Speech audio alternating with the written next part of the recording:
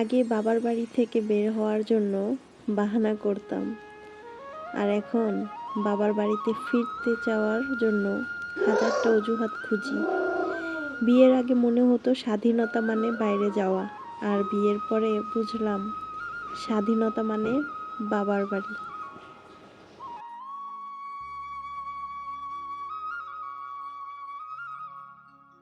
Hello my lovely viewers, আসসালামু আলাইকুম।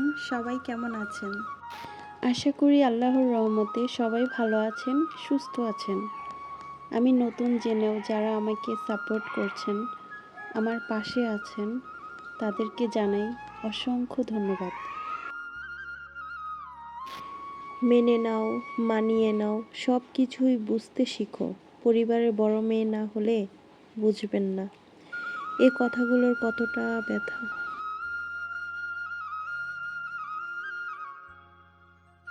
জীবনটা বড্ড এলোমেলো হয়ে গেছে।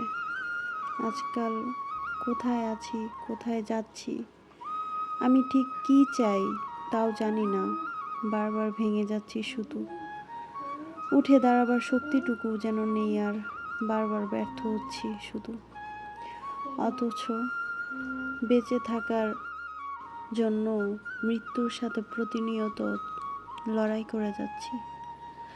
আকাশের দিকে তাকিয়ে একটা নিঃশ্বাস ফেলি। এভাবে ভাবতে ভাবতে বেঁচে থাকার নির্দিষ্ট সময় সীমার দিনগুলো চলে যাচ্ছে।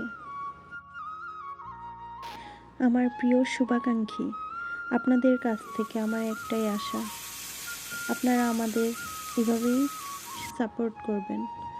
আমি আমার ছেলেকে নিয়ে সুন্দর একটা ফিউচার দেখেছি, তা পূরণ করার জন্য। আমরা মেয়েরা যেমন বাবার প্রতি দুর্বল, বাবারাও তার মেয়ের জন্য, কলিজার টুকরো নাতনি নাতিনের জন্য ততটাই পাগল। তাদেরকে কোনো সমস্যার কথা বলতেই হয় না। এই যে দেখেন, আসলে বলা উচিত না, আবারও বলাও যেতে পারে।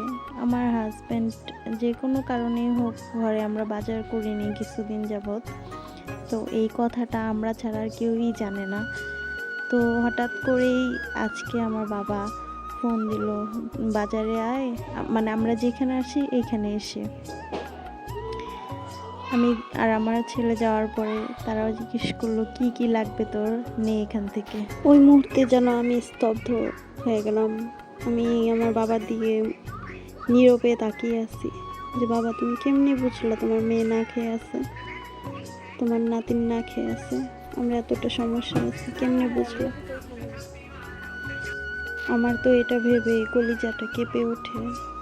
যদি আমার বাবা হারিয়ে যায়, আমি তখন কার কাছে আবদার করব, কার আশায় বেঁচে থাকবো?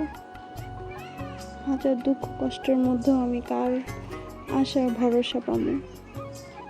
আমি মাথা গোঁজার ঠাঁই কোথায় পাবো? সে আমাকে দিতে পারুক আর না পারুক, আমার মাথার উপর ছাদ আছে, এতটুকুই আমার ভরসা। আজকের মতো এখানেই শেষ করছি। আগামী ভিডিওতে আবার কথা হবে। সবাইকে আন্তরিক ধন্যবাদ জানাই। ভিডিওটি ভালো লাগলে সবাই একটি সাবস্ক্রাইব করে দেবেন এবং লাইক করবেন। ধন্যবাদ।